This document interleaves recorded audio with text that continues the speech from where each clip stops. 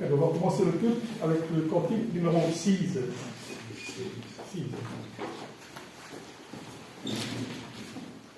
Éternel Dieu, tu vois quand je me couche, quand je m'assieds ou marche, tu le sais. Les mots ne sont pas même dans ma bouche, que toi, Seigneur, déjà tu les connais.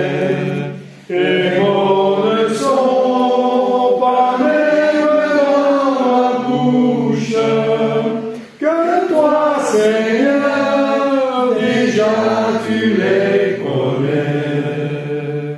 Oh oui, je fuis loin de sa sainte face. Il est au ciel comme mon sombre séjour. Si je disais dans la nuit je m'efface, autour de moi la nuit deviendrait jour. Si je disais dans la nuit je m'efface, autour de moi la nuit deviendrait jour. Tu m'as tissé dans le sein de ma mère et m'as donné ce corps si merveilleux. Quand je n'étais qu'une éphémère poussière, mes jours étaient fixés devant tes yeux. Quand je n'étais qu'une éphémère poussière, mes jours étaient fixés devant tes yeux. Je sais qu'il n'est d'action que Dieu ne voit. Viens me sonder, oh Dieu connaît mon cœur. Ramène-moi sur l'éternel voie, lorsque je suis le chemin de l'erreur. Ramène-moi sur l'éternel voie,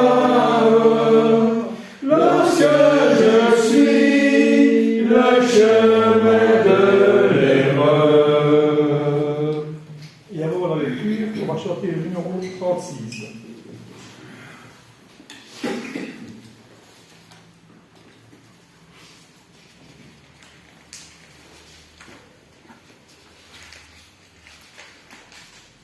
Bénis ton Dieu par nos cantiques, exaltons-le d'un même cœur.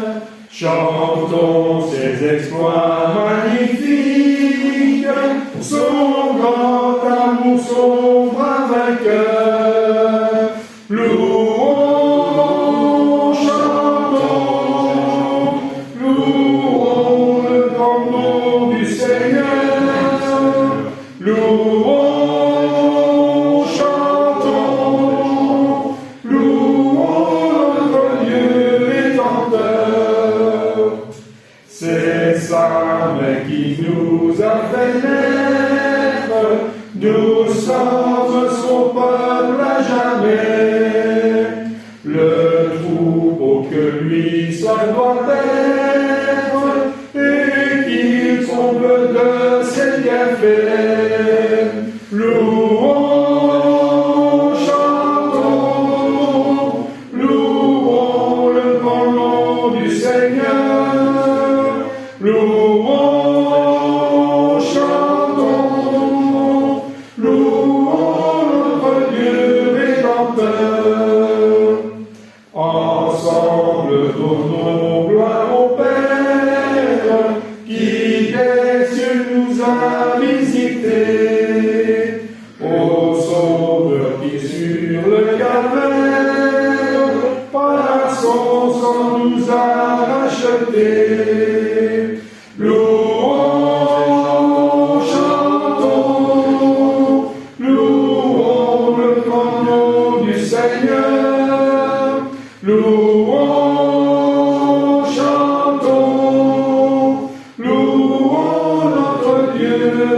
Rédempteur.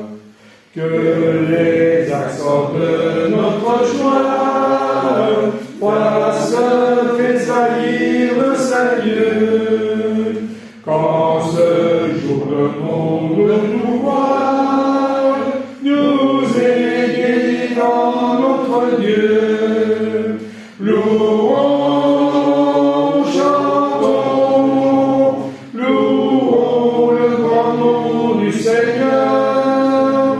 Louons, chantons, louons notre Dieu Rédempteur. Reçois, ô Dieu, notre hommage, reste à jamais notre secours. Ton amour dure d'âge en âge, ta bonne existence à toujours.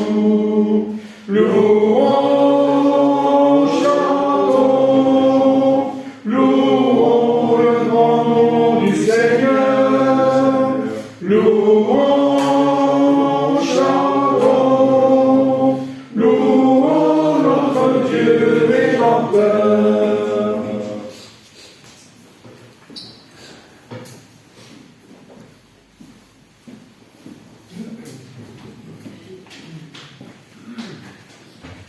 Pour la lecture de ce matin, je vais lire un passage en 2 Timothée.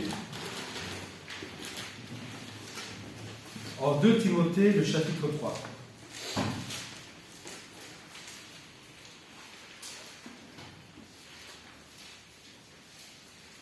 De Timothée, chapitre 3.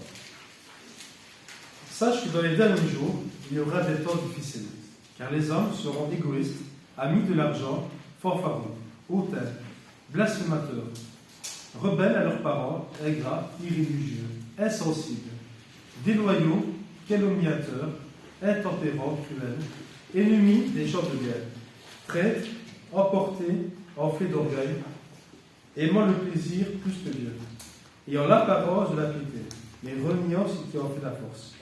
Et éloigne-toi de ces hommes-là. Il y en est parmi eux qui s'introduisent dans les maisons et qui captivent des femmes d'un esprit faible et borné, chargées de péché, agitées par des passions de toute espèce, apprenant toujours que nous ne pouvons jamais arriver à la connaissance de la vérité. De même que Jeunesse et Jambres s'opposèrent à Moïse, de même ces hommes s'opposèrent à la vérité, étant corrompus d'entendement, réprouvés en ce qui concerne la foi, mais ne feront pas de plus grands progrès, car leur folie sera manifeste pour tous, comme furent celles de ces 2 hommes. Pour toi, tu as suivi de près mon enseignement, ma conduite, mes résolutions, ma foi, ma douceur, ma charité, ma constance, mes persécutions, mes souffrances. À quelle souffrance n'ai-je pas été exposé à Antioche, à Icône ou à Lystre? Quelle persécution n'ai-je pas supportée? Et le Seigneur m'a délivré de toutes. Or, tous ceux qui veulent vivre pieusement au Jésus-Christ seront persécutés. Mais les hommes méchants et imposteurs avanceront toujours plus dans le mal, égarant les autres et égarés eux-mêmes.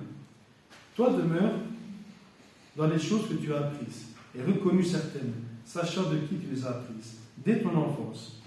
Tu connais les 7 lettres qui peuvent te rendre sage à sa vie, par la foi en Jésus-Christ.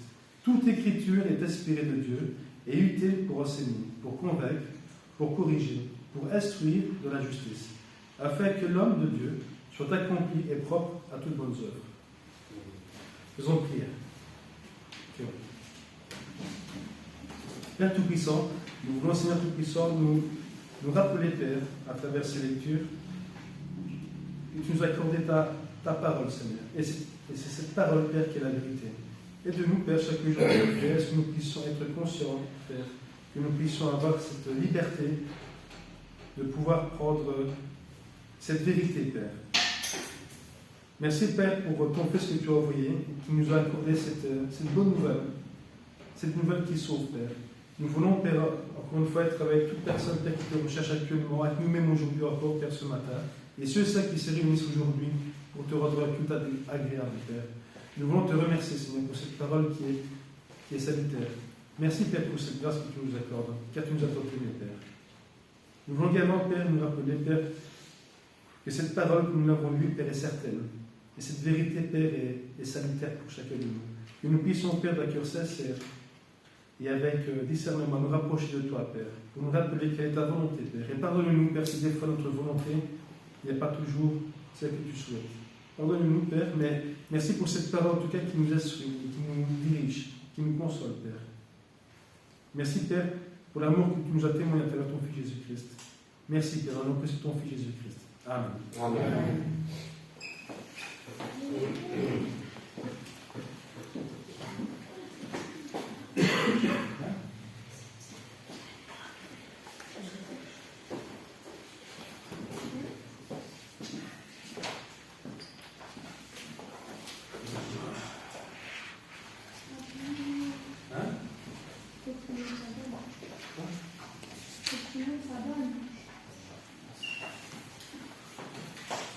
Euh, 537.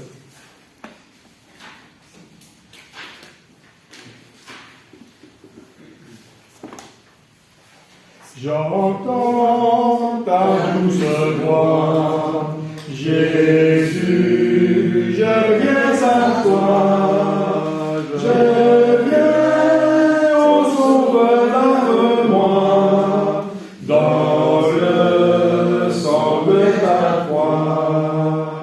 Jésus, roi des rois, qui mourut pour moi.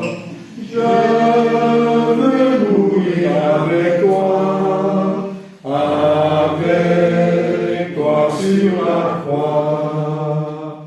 J'entends ta douce voix qui me dit crois en moi. Je crois, Seigneur, soutiens ma foi. Tiens-moi près de ta croix. Jésus, roi des rois, qui mourut pour moi. Je veux mourir avec toi sur la croix. J'entends ta douce voix, elle pénètre en moi, et m'a dit d'aimer comme toi, de l'amour de la croix.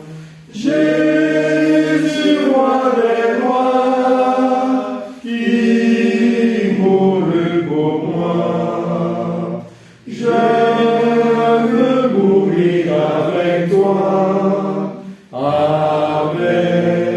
toi sur la croix. J'entends ta douce voix, toi qui mourus pour moi, Seigneur, que je m'unisse à toi dans ta mort de la foi. Jésus, roi des rois, qui mourut pour moi, je veux mourir avec toi sur la croix. Après le Cantique 56, on fera la Sainte Seine, parce que je me suis un peu inversé dans le côté. Donc on fait le 56 maintenant.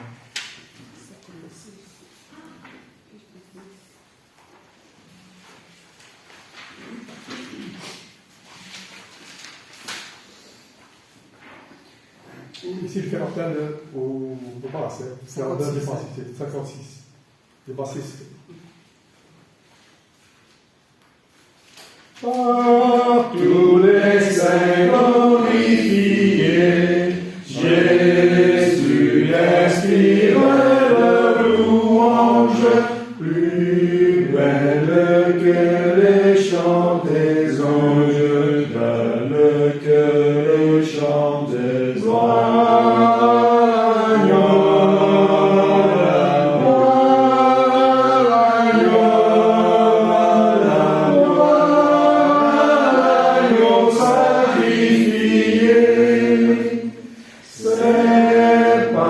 lui est justifié, tout pécheur qui demande grâce, prêtres et rois devant sa face, prêtres et rois devant sa face. Chantons l'agneau,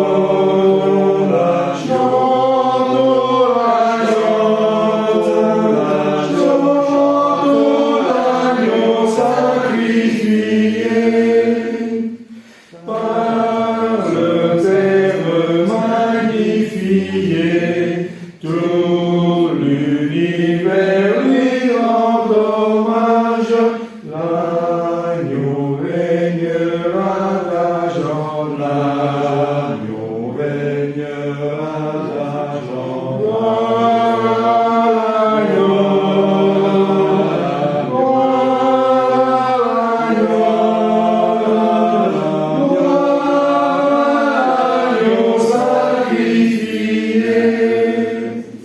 Par son esprit vivifié, je veux jusqu'à ma dernière heure chanter l'amour qui seul demeure, chanter l'agneau qui seul demeure.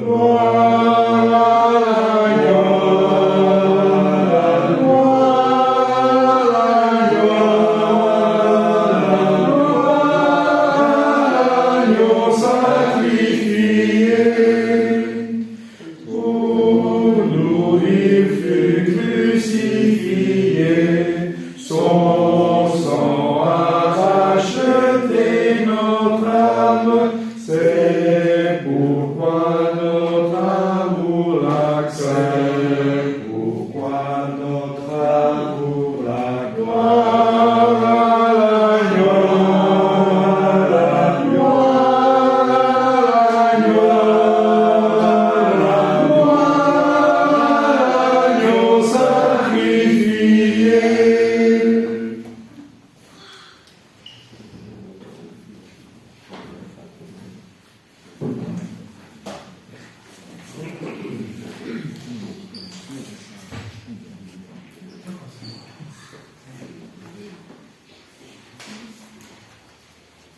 Si vous voulez bien, je vous invite pour le repas du Seigneur à prendre Matthieu chapitre 27. Matthieu chapitre 27, à partir du verset 32 jusqu'au verset 54. Verset 32 jusqu'au verset 54. Matthieu 27.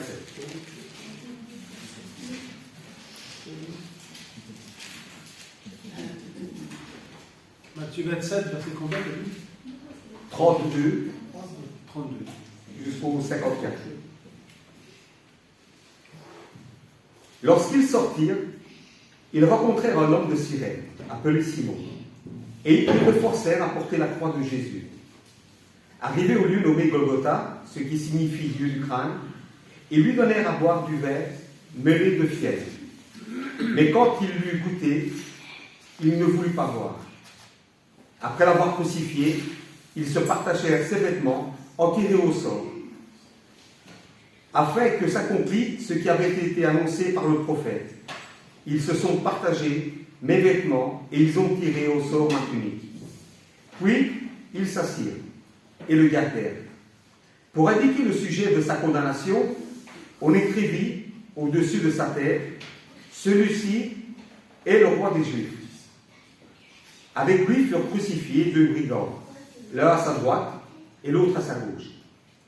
Les passants les juriaient et secouaient la tête en disant: toi qui détruis le temple et qui le rebâtis en 3 jours, sauve-toi toi-même. Si tu es le Fils de Dieu, descends de la croix. Les principaux sacrificateurs, avec les scribes et les anciens, se moquèrent aussi de lui et disaient: il a sauvé les autres et il ne peut se sauver lui-même. S'il est le roi d'Israël, qu'il descende de la croix et nous croirons en lui. Il s'est confié en Dieu, que Dieu le délivre maintenant, s'il l'aime, car il a dit: je suis fils de Dieu.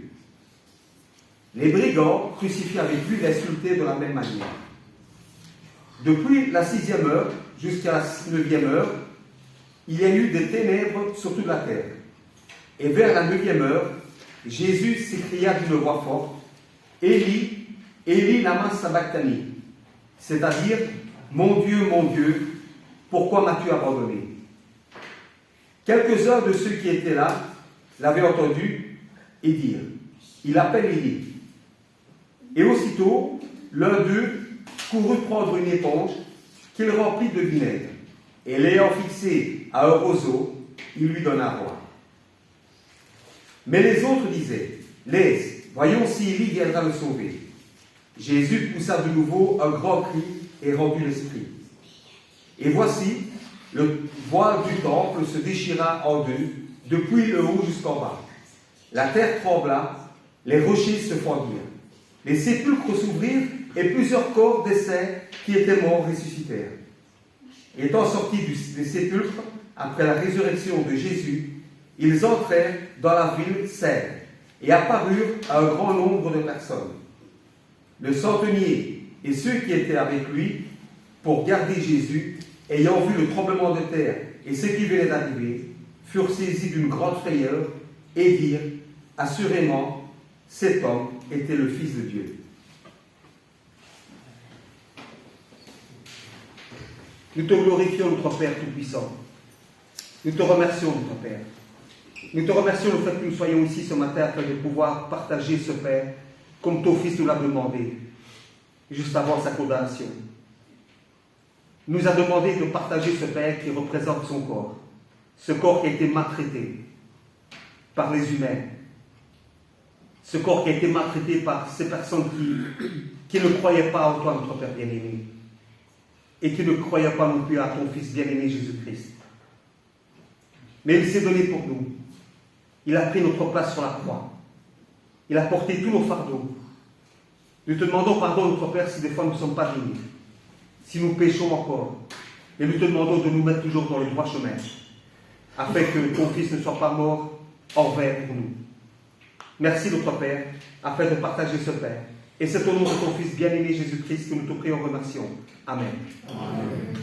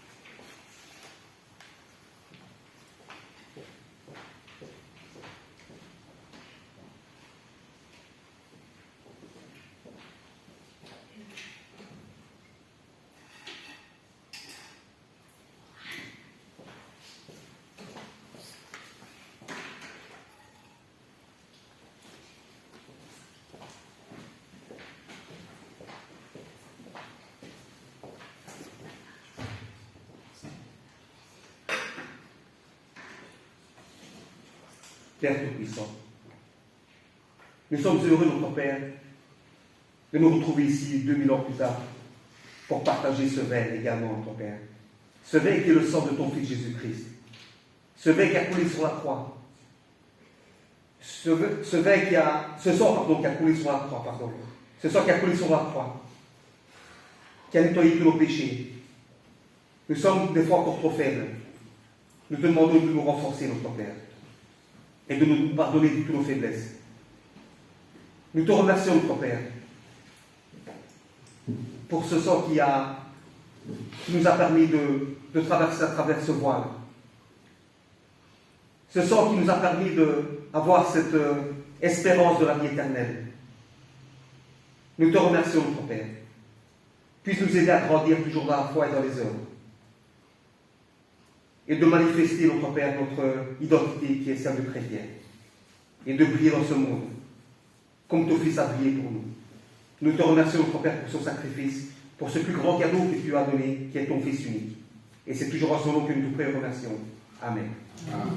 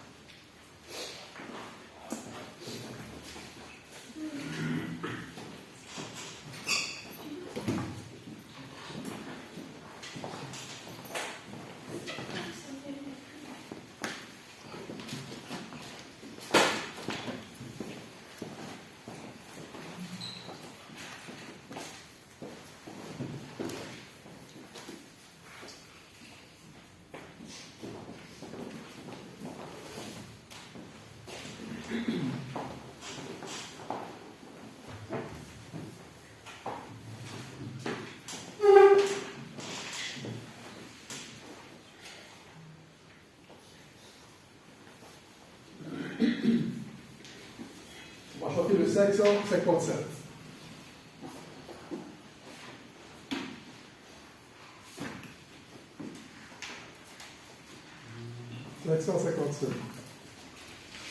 Entends-tu le chant joyeux? Jésus sauve aujourd'hui. Il retentit en tout lieu. Jésus sauve aujourd'hui. C'est un cri de délivrance, un cantique d'espérance qui remplit l'espace immense.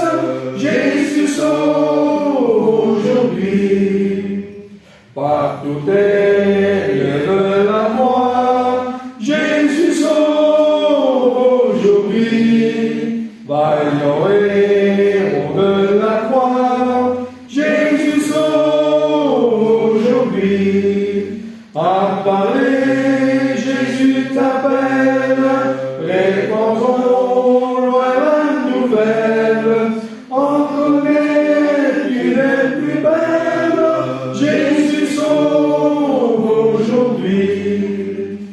Répétons, pécheurs contrits, Jésus sauve aujourd'hui. Ceux que le mal a servi, Jésus sauve aujourd'hui. Va jusqu'à l'île lointaine, briser du captif la chaîne, redire au cœur dans la peine, Jésus sauve aujourd'hui. Jusqu'aux confins des déserts, Jésus sauve aujourd'hui. Jusque par-delà les mers, Jésus sauve aujourd'hui. Que d'un pôle à l'autre coule là cette parole qui relève, instruit, console. Jésus sauve aujourd'hui. Et le 526, ça va l'exhortation. 526.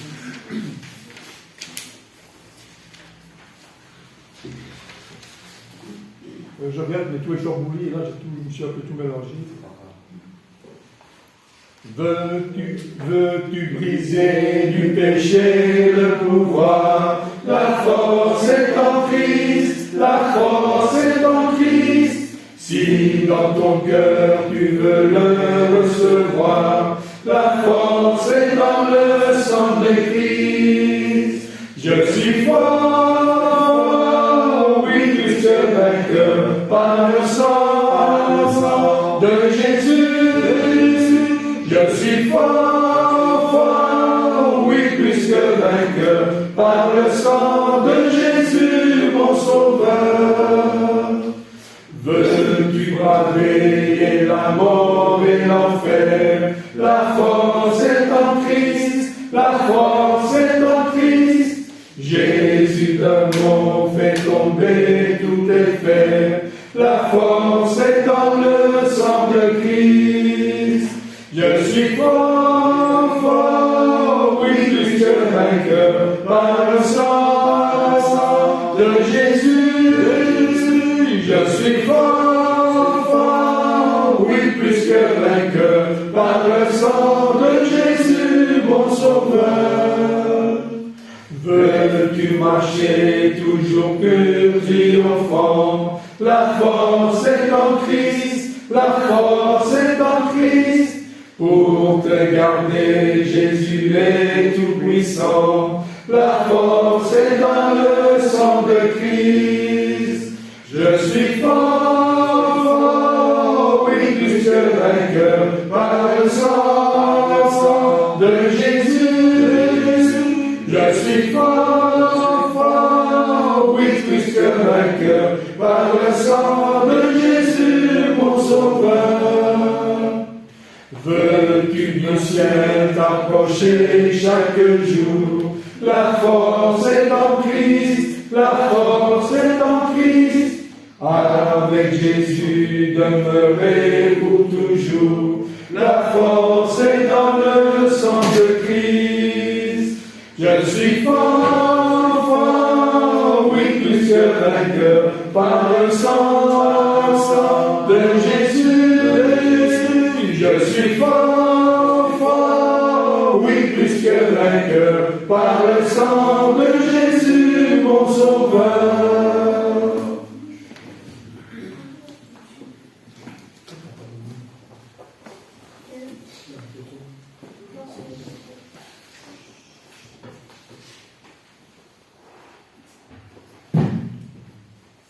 Bonjour à chacune, à chacun, bienvenue. J'aimerais qu'on ait quand même une petite pensée particulière avec des cas il y a des sujets de prière que chacun connaît. Prions bien pour. N'oublions pas qu'il y a même chez nous de prier pour ces différents sujets de prière. Est-ce qu'il y a des. Hélène, tu as vu Hélène? Ça va Hélène? Remets bien le bonjour. Ouais, ouais. Ok. Il y a un cantique.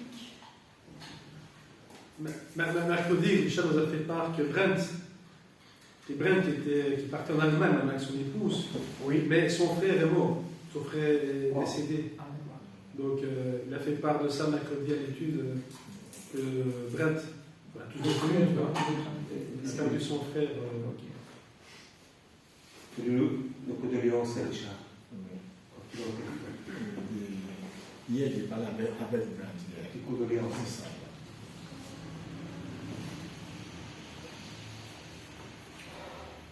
Il y a un cantique, on était tout près. C'est le 546 qui s'intitule Nous voguons vers un beau rivage. Nous voguons vers un beau. Et ce cantique-là représente un peu la vie de chaque personne, chaque chrétien. On vogue vers un beau rivage. Et on est sur le bateau. Et le cantique commence en disant nous voguons vers un beau rivage que Jésus nous prépare. Alors déjà, l'auteur de ce cantique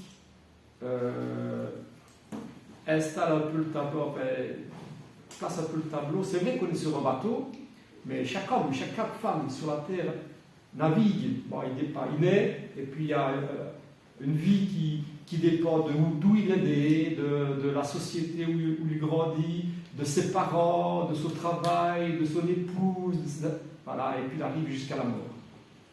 Hein, ça, on est chacun sur le bateau. Mais pour le chrétien, il s'engage à embarquer sur cette embarcation du Cantique 546 que Jésus nous prépare. C'est tout à fait différent.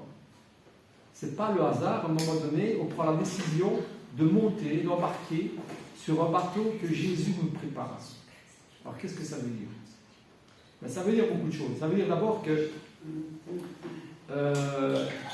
et là je vais un peu parler d'une invention qui a été faite.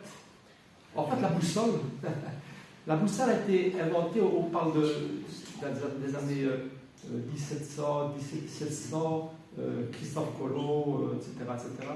Mais en fait, on dit que c'est les Chinois qui ont inventé la boussole vers le XIe siècle. Et ça ressemble un peu à une cuillère.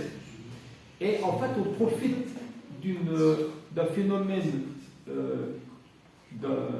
qui existe dans la Terre, sur la Terre, qui est le magnétisme. Le magnétisme, en fait, le fait que le pôle Nord et le pôle Sud agissent un peu comme un aimant. Bon, il y a un décalage qu'on connaît bien, et tout ça fait que si jamais vous avez peut-être déjà fait l'expérience, ça veut dire qui me regarde bien, si vous prenez un bouchon, vous le mettez flotter sur de l'eau par exemple, et puis vous prenez une aiguille, vous faites un trou, et vous faites comme attention, hein, et vous mettez une aiguille aimantée dans un trou qui est à sa propre force, on va dire, et bien vous verrez que l'aiguille va se diriger vers le nord. Et bien ça c'est dû justement parce qu'il existe un genre d'aimant terrestre, pôle nord, pôle sud, et vous savez que quand vous prenez deux pôles les mêmes, et bien nord-nord, ils se repoussent. Vous avez déjà fait l'expérience. Hein. Si vous prenez nord-sud, deux pôles différents, ils s'attirent. Et bien la Terre agit un peu comme ça. L'attraction magnétique, terrestre. Non, magnétique. Et donc, à un moment donné, on a découvert, un peu par hasard, qu'on pouvait donc créer cette boussole, inventer cette boussole, avec un phénomène fiable, parce que un élément métallique aimanté se dirige toujours vers le nord. Bon, c'est pas... je ne connais pas très bien non plus les détails, mais il y a un décalage. Enfin bref, on sait faire une boussole. Et lorsque, pour revenir à ce cantique, lorsque ce cantique prend cette idée de ce bateau dans lequel on embarque, que Jésus-Christ inaugura, ça me fait penser à une autre image. Vous avez des images. Hein? Il y a quelques années ici, je vous avais dit que j'étais allé en France et j'avais été étonné parce que j'avais vu deux phares. Vous vous souvenez de ça peut-être, je ne sais pas. Il y avait deux phares. Et j'ai posé la question, c'était à l'est de la France, enfin bon. Et le monsieur, à un moment donné, nous a expliqué que, je fais un petit dessin, voilà, imaginons que ça c'est la côte, hein, c'est la côte, ici et là c'est la mer. Hein, ça c'est la côte. Et donc il y avait un premier phare qui était ici, il y a un deuxième phare qui était ici. Et ici c'était en fait un endroit de pêcheurs, encore plus à l'époque, et ça c'est un endroit très dangereux, il y a beaucoup de rochers, de pierres, qui fait que lorsque les bateaux, il y avait beaucoup d'échouages, de bateaux qui allaient couler. Pourquoi? Parce qu'ils venaient taper contre des rochers, des récifs qui se trouvaient près de la côte. Alors qu'est-ce qu'ils ont fait? Ils ont trouvé un endroit sécurisé, ici, qui était celui-ci, seulement, pour approcher les bateaux. s'il prenait par là, eh bien, il risquait un grand danger de faire couler le bateau. Et qu'est-ce qu'ils ont fait? Eh bien, ils ont passé 2 phares. Le premier était ici, un peu comme une mire. Et le phare était allumé ici, aussi. Et lorsque les bateaux s'approchaient par l'océan Atlantique, eh bien, ils prenaient un peu comme un fusil. Il y a il y a ce qu'on vise, il y a la mire, et on vise l'alignement. Et alors, ils s'approchaient comme ça, et lorsqu'ils voyaient l'alignement des 2 phares, eh bien, ils savaient qu'il n'y avait aucun danger. Je m'explique bien, peut-être que c'est pas... Ils savaient que là, il n'y avait pas de rocher, il n'y a pas de récif et qui pouvait en danger pour casser le bateau. Ça, c'est une bonne idée. Et ça fait, je reviens à la boussole, il a fallu des dangers, il a fallu que des gens, certains sacrifices, on va dire, de personnes qui se sont échouées, etc., peut-être qu'ils sont morts parce qu'ils ont attrapé des récifs, jusqu'à ce que la route fût inaugurée. Et alors, on a dit maintenant, on a trouvé un bout de chemin sans danger, et on va mettre un phare, 2 phares, et il n'y aura plus de danger, il n'y a plus de personnes qui vont échouer avec ce danger-là. Et ces 2 phares, vous savez à quoi je peux arriver? C'est que dans ce cantique 546, on est sur un bateau. Chaque vie, on est sur un bateau qui nous conduit quelque part, mais le chrétien est sur un bateau que Jésus-Christ un chemin que Jésus-Christ a préparé. Ça, c'est la croix. Voilà ce qu'il voulait dire. Ça, c'est la croix. Ça, c'est le but. C'est le royaume éternel. Hein, c'est la vie éternelle. C'est la grâce de Dieu. Hein. Mais pour arriver à la grâce de Dieu, si on ne veut pas échouer, eh bien, il faut prendre le chemin qui a été inauguré par Jésus-Christ. Et ça, c'est le cantique 546. C'est l'illustration que je voulais faire. La boussole. Le chemin a été inauguré par Jésus-Christ. Et pour inaugurer ce chemin-là, eh bien, il a payé. Il a payé très cher. Il a payé sa vie. C'est aussi la comparaison qu'on peut faire avec la parole de Dieu. Il a dû payer de rechercher, pour montrer la bonne voie, pour nous épargner la mort. Eh bien, il a fallu la croix. Il a fallu la croix. Et l'homme qui veut faire confiance à ce plan de rédemption, comme on le voit en hébreu, et pour échapper à ces récifs, à ce danger-là, et à la mort, eh bien, il est obligé de prendre ce chemin-là. Parce que les autres chemins, c'est des chemins de mort, c'est des chemins de péril et de danger. Deutéronome chapitre 30. Vous savez que on a revu dans l'hébreu que la loi était ce pédagogue pour nous amener à Christ. Et c'est pour ça qu'elle n'est pas parfaite. Parce que le chemin, il n'était pas encore inauguré. Il y a beaucoup de dangers. Il a fallu que Christ vienne pour inaugurer ce danger, ce chemin-là, pour ceux qui veulent l'emprunter. Et donc, Dieu s'est fait connaître par... d'abord, il a parlé à travers les pères, les prophètes, et tous ceux qui ont parlé de la part de Dieu, pour dire, voilà, je prépare un chemin,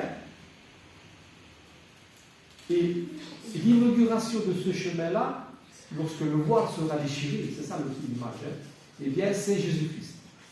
Personne d'autre. Et lorsque le chemin sera inauguré, il ne pourra pas trouver d'autre chemin.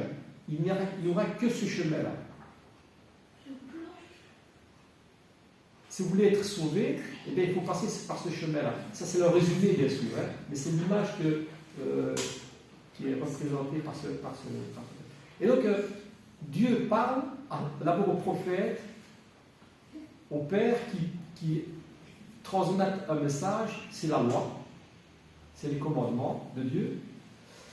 Et j'aimerais lire un petit passage en Deutéronome chapitre 30.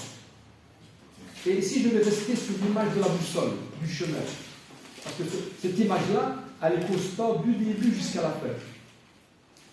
Jusqu'à ce que, même ce cantique a été écrit, le 546, j'imagine qu'il a cette idée-là, cette image-là, lorsqu'il a écrit ce 546. Et voici, donc Dieu a donné sa loi, il a gravé sur la pierre, fait graver sur la pierre, jusqu'à ce que la loi fût gravée dans les cœurs des gens, lorsque Jésus-Christ est venu. Et dans ce premier temps, il dit, en Deutéronome chapitre 30, versets 15 et 16, « Vois, je mets aujourd'hui devant toi la vie et le bien, la mort et le mal. Car je te prescris aujourd'hui d'aimer l'Éternel ton Dieu, de marcher dans ses voies et d'observer ses commandements, ses lois et ses ordonnances, afin que tu vives et que tu multiplies et que l'Éternel ton Dieu te bénisse dans le pays dont tu vas entrer en possession. » Et ça, j'aime bien parce que ça fait vraiment penser à ça. Hein. Dans le pays que tu vas entrer en possession, bien sûr, il disait le pays Canaan. Mais ici, c'est dans notre pays, c'est le royaume éternel. Hein. Eh bien, il dit, vois, il parle de la même façon finalement, sauf que maintenant, Jésus-Christ est venu inaugurer le chemin. Mais il dit, je mets devant toi la vie, le bien, la mort et le mal. Choisis. Marche dans mes voies et observe mes commandements afin que tu vives. Au verset 19, un peu plus loin, il dit, j'en prends aujourd'hui à témoin contre vous le ciel et la terre. J'ai mis devant toi la vie et la mort, la bénédiction et la malédiction. Choisis la vie afin que tu vives, toi et ta postérité. On a le choix, hein, on a le choix de monter dans cette embarcation finalement, de choisir le bien ou le mal, de choisir la vie ou la mort. Parce que c'est ça finalement les conséquences de ce choix-là. Choisis fais le bon choix, choisis l'embarcation qui va te faire éviter tout naufrage. Et là, il dit carrément la vie et la mort, parce que c'est bien sûr des conséquences spirituelles et éternelles. Et ça, on le voit déjà dans l'Ancien Testament.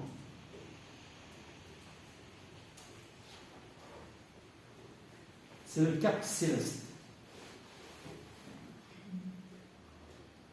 Alors chacun, eh bien, on embarque. À un moment donné, c'est vrai, on est dans une certaine, comme dirait la chanson, on n'a pas choisi de naître, mais ou là ou là. Mais à un moment donné, on choisit. C'est ça qui fait la différence entre l'homme et l'animal, on va dire. Hein. C'est que par la conscience, on choisit finalement une certaine direction, d'embarquer ou pas. Et c'est pour ça qu'il dit choisis, j'ai mis devant toi la vie et la mort, choisis, fais le beau choix. C'est ce que nous dit Dieu déjà dans l'Ancien Testament.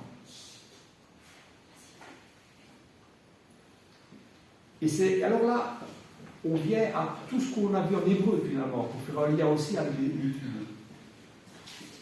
C'est que pour le chrétien, bon, on a vu tout ce qu'on a dit, mais pour le chrétien, à un moment donné, on fait le choix, mais c'est de rester dans la bonne direction.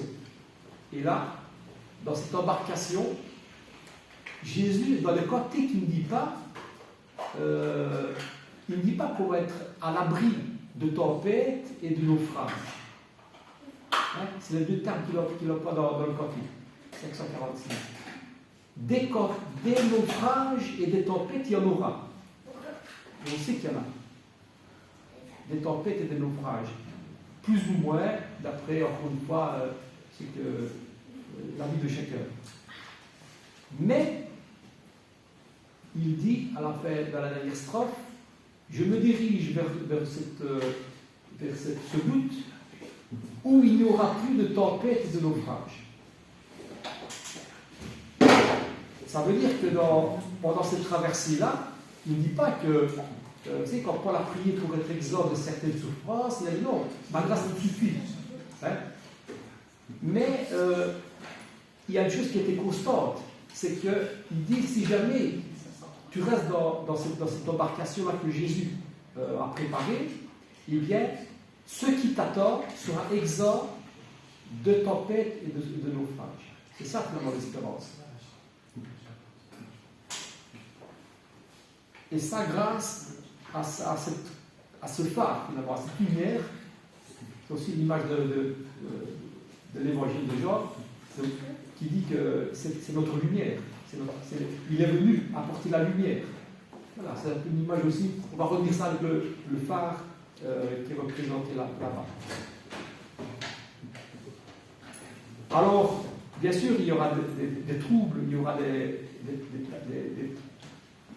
endroits, des moments difficiles, et particulièrement pour ces frères de l'Épître aux Hébreux, qui étaient dans un moment où on n'a pas choisi de naître là ou là, mais on n'a pas non plus choisi de naître à cette époque-là ou aujourd'hui. Hein? Combien nous sommes privilégiés par rapport à ces personnes-là qui risquaient de leur vie et qui le martyre ou toutes ces souffrances pour simplement rester, avoir cette identité de chrétien, dire je suis chrétien, je suis dans cette embarcation et que Jésus-Christ a inaugurée. Hein? Et il dit attention, même si c'est un moment difficile, et ça c'est hébreu, restez fidèles, n'abandonnez pas, etc. Tous ces versets qu'on a vus au chapitre 10. Et c'est pas facile. C'est pas facile dans l'Ancien Testament, c'est pas facile aujourd'hui, c'est pas facile au temps de Jésus. Encore moins. Évangile de Jean, chapitre 14. J'aimerais lire quelques paroles de Jésus. Évangile de Jean, pardon. Évangile de Jean, chapitre 14. J'aime bien parler du sujet de la paix.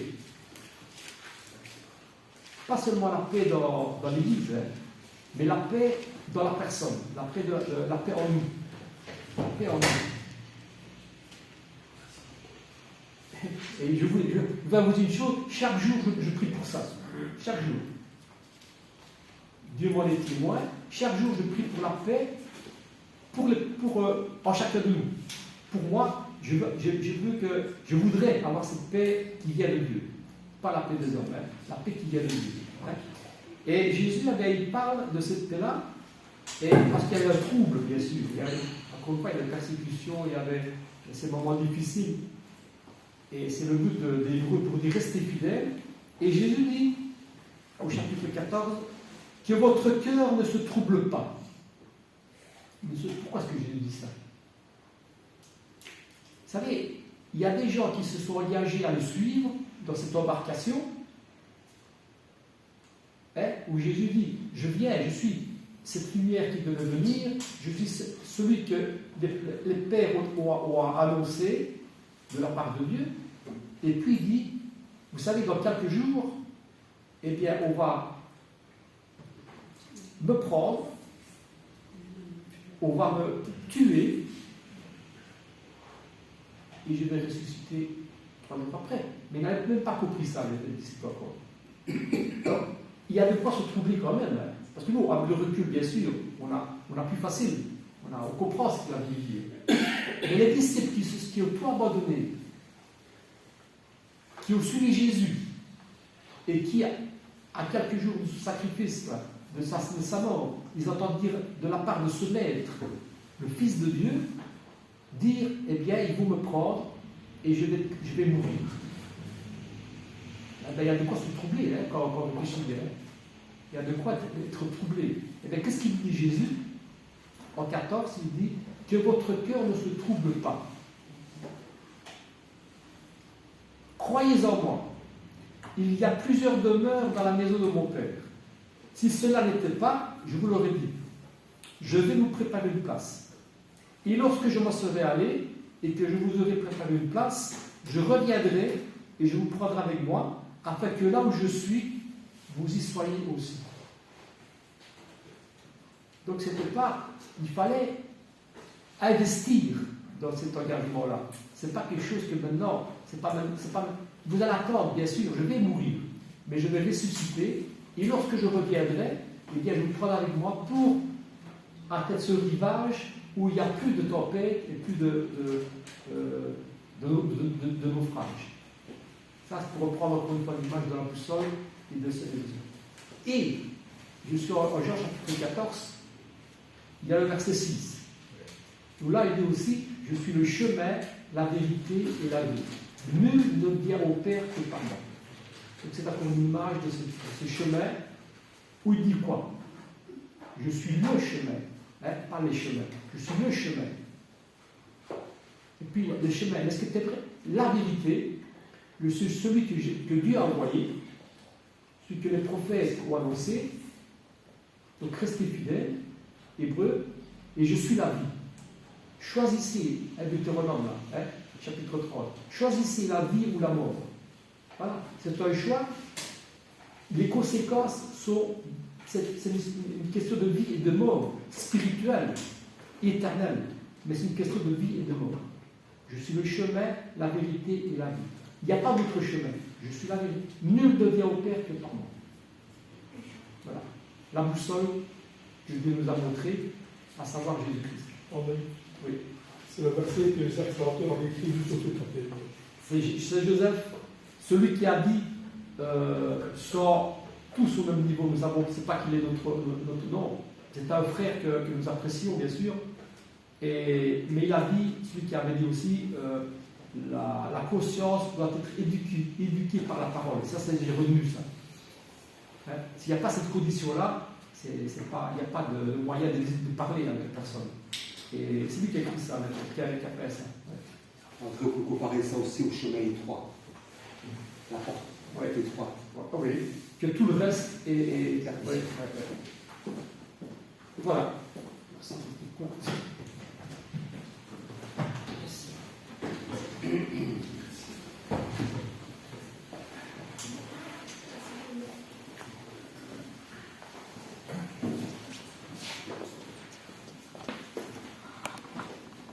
On va chanter le 542.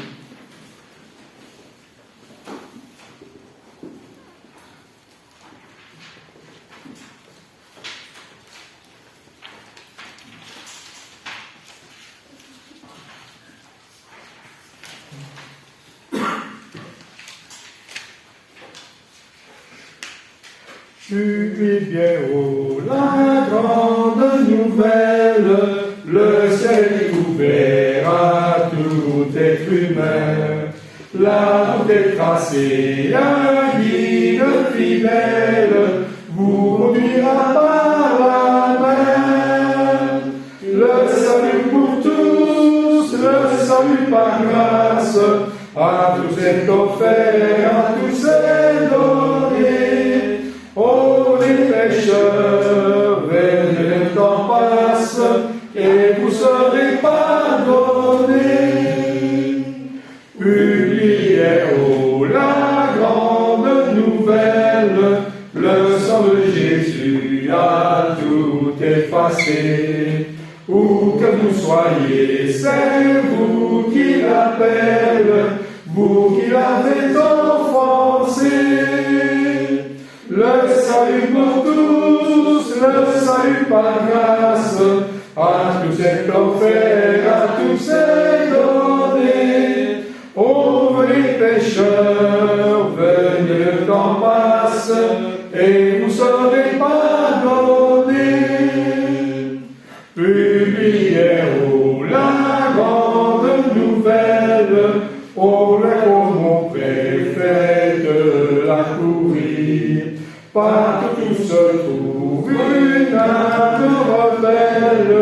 un pécheur à secourir. Le salut pour tous, le salut par grâce, à tous est offert, à tous est donné. Ô venez pécheurs, venez, le temps passe, et vous serez pardonnés. Et avant la prière, le 32.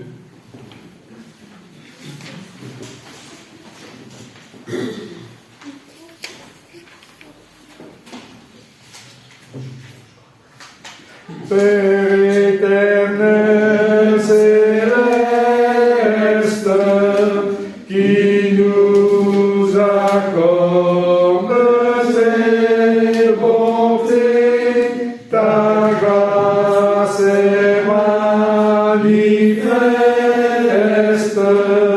tes dons ne sont jamais comptés, tes dons ne sont jamais comptés. Combien de grains de sable sont entassés au bord des mers, tes dons, Dieu charitable, sont plus nombreux dans l'univers, sont plus nombreux dans l'univers. Dans ta miséricorde, regarde-nous du haut des cieux, dans ton amour accorde encore tes dons si gracieux, encore tes dons si gracieux. J'attends que Christ revienne, Père éternel, jusqu'à ce jour, que mon cœur se maintienne dans la foi, l'espoir et l'amour, dans la foi, l'espoir et l'amour.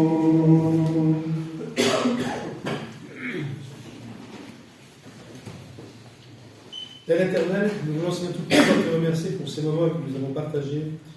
Dans un moment, Père, agréable pour chacun de nous, Père. Et nous prions, Père, afin que ce culte soit agréable, Père. Nous voulons, Père, remettre entre tes mains tous ceux et celles qui sont malades, qui sont découragés, Seigneur, peut-être. Tous ceux et celles, Père, qui ont des raisons de prendre soin de leur famille, Père. Nous te prions pour ceux et celles qui, nous pensons à Hélène, notre soeur, Père, qui s'occupe de sa famille, Père. Nous pensons aussi à Brent et sa famille qui sont dans le deuil, Père, pour la mort de son frère. Et nous pensons aussi à Suzanne, à Conforte, toutes ces personnes, Seigneur, qui sont parties peut-être pour de meilleures conditions, Seigneur, pour un travail. Ceux et celles, Père, qui vont bientôt revenir. Nous prions pour ceux qui sont dans le monde et qui, comme nous, Père, t'offrent un culte agréable. Nous voulons être avec ceux et celles, Père, qui aussi dans le monde veulent te plaire, Père. Merci pour toute occasion que tu nous accordes. Prions pour ceux et celles qui sont de la pauvreté, ceux qui sont malades, découragés, en temps de guerre pour aujourd'hui aussi, Père. Et aussi pour nous-mêmes, afin que nous puissions nous rappeler qui nous sommes, Père. Que nous sommes appelés tes enfants, Seigneur, que nous puissions également mettre ta parole en pratique. Car il est facile de la lire, mais il n'est pas facile de la mettre en pratique, Père. En tout cas, Père, nous savons que ta parole est là pour nous instruire, pour nous consoler, pour nous diriger, Seigneur, pour corriger aussi également. Aide-nous à ce que nous puissions avoir cette volonté de faire partie de ce salut éternel, Père. En tout cas, c'est une joie pour nous, Père, d'avoir part à cette grâce que tu nous as accordée à travers ton Fils Jésus-Christ. Aide-nous, Père, pardonne-nous, car des fois nous sommes encore pécheurs aujourd'hui. Les mêmes, Père, qui étaient à 2000 ans, Père, à ceux qui de ton Fils, à ceux qui l'ont craché au visage, à ceux qui l'ont rejeté, Père. Parfois, Père, aujourd'hui, nous le sommes encore aujourd'hui. Pardonne-nous, Père, que nous puissions nous remettre en question, nous rappeler qui nous sommes. Voir, Père, avec quel amour tu nous as